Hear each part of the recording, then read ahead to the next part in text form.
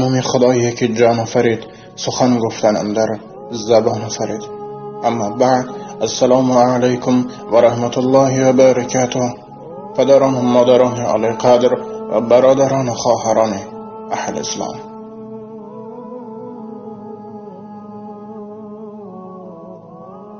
بنده امروز خواستم برای شمایان یک نقل دیگری درباره یک مادر مهربان با نام فاطمه و پسر او یوسف نقل نمایم. این مادر با همراهی فرزندش در یک دیهه خرد زندگی میکردند.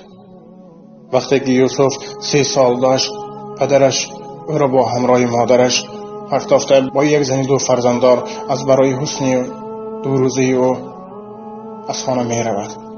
بعد رفتن پدر، یوسف با همراهی مادر می ماند. اما دیر نگذشته مادر یوسف از این غمهای زندگی وفات می کند و یوسف یتیم می ماند. اما با امر الهی یوسف عقل پررو و اراده مستحکم و ایمان قوی داشت. از صنف یکم در مکتب همیشه جای اول را می گرفت در تمام فنها و بعداً به ختم قرآن شروع کرد. قرآن را نیز به پررگی حفظ کرده و برابر این مکتب را با بهای اعلا تمام می کند و بعداً به دانشگاه داخل می شود. دانشگاه را در ساحه طب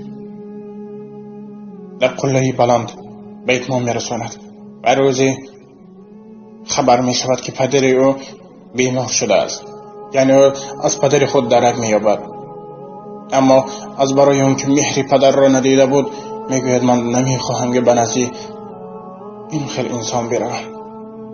اما اون شب وقتی که خواب می رود به خوابش مادرش می دراید: فرزند شیرینم، به حرمت خداوند، بهر رضاگی الله تبارک و تعالی برو و از حال پدر خود خبر گیر. این خواب را می بیند و بیدار می شود و می گوید یا الله این چه خواب بود.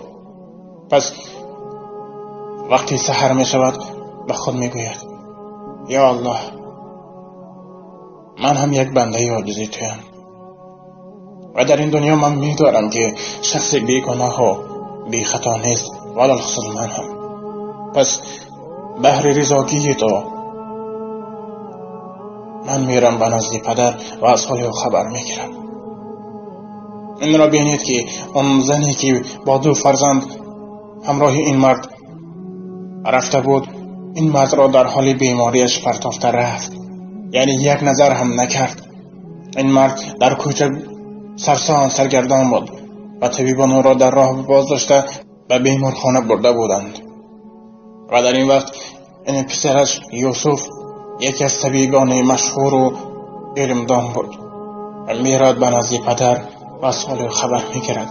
وقتی که به نزد پدر میرود، پدرش یوسف را دیده: برادر، من فهمیدم که شما طبیبی بهترینید، التماس به درد من یاری دهید. یوسف باشد میگوید درد دهنده و دوا دهنده فقط الله تبارک و تعالی است. ای پدر، من اون شخصی هستم که در سن 3 سالگیم مرا با همراهی مادرم از خانه پرتافته رفتی. این مرد میگوید یا الله گناهم را ببخش. من به وسواس شیطان افتاده، به حیله حسن 2 روزه اون زن افتاده، با همراه اون راه گروز را طی کردم. لیکن وقتی که به سرم تشویش زیاد آمد، وقتی که بیمار شدم، اون حسن 2 روزه‌ای که بود از من جدا شد. اما اون فرزندی که من یک نظر نکرده پرتافته رفته بودم، امروز به نزد من آمد و ما را میخواهد تبابت کند. و یوسف میگوید پدر، من شما را بخشیدم، الهی الله تبارک و تعالی شما را ببخشد. این را بینید که برادران و خواهران اهل اسلام من، در این روز و زمانه بسیار شدند اون شخصانی که زن و فرزندهای خود را در خانه پرتافته یا با مسافری، درست‌تر با بهانه مسافری به دیگر شهرها کوچ می‌بندند، لیکن در آخر خود به اون نعمتی که ناشکر کرده بودند زار شدند. پس بیایید ای برادران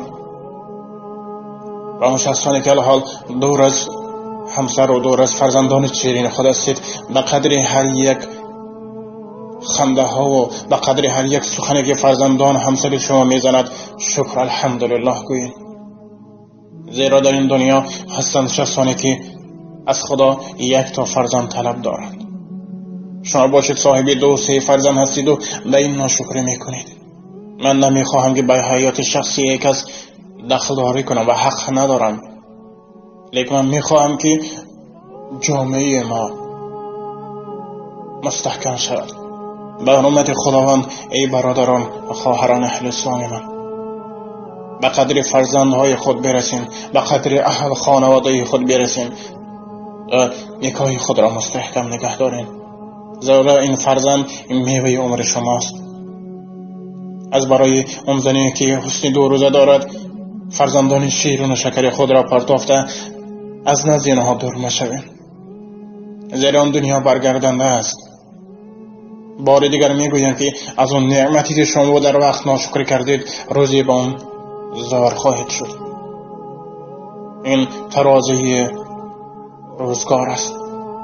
خیلی که شاید شمس تبریزی گفته است دست بر سوراخ بری از زهر مار اندیشه کن، پای در گل می نهی از زخم خار اندیشه کن، چون شناور نیستی پای بر لبی دریا منه، در میانش غرق مانی از کنار اندیشه کن. پشه از شب زنده داری خون مردم می خورد، زینهار از مردمی شب زنده دار اندیشه کن. سیر خود با یار خود هرچند میتوانی نگو، یار را یاری بود از یار یار اندیشه کن. یعنی پیش از آن که یک کار را شما میکنید اول خوب اندیشه کنید و آخرت اون را فکر کنید. و آخر دعوانا الحمدلله رب العالمین. السلام علیکم و رحمت الله و برکاته. با احترام دوست و برادر شما امید رحمت. الهی الله تبارک و تعالی مهر و محبت ما را نسبت همدیگر مستحکم گرداند، ایمان ما را قوی و اراده ما را مستحکم کند و از راه خطا و از آن فتنه دنیایی و از آن فتنه مال و ثروت در پناهش نگه دارد و پدر و مادر ما و شما را خدا عمر دراز و با برکات و راحت فرزند دیدن را نصیب روزی گرداند.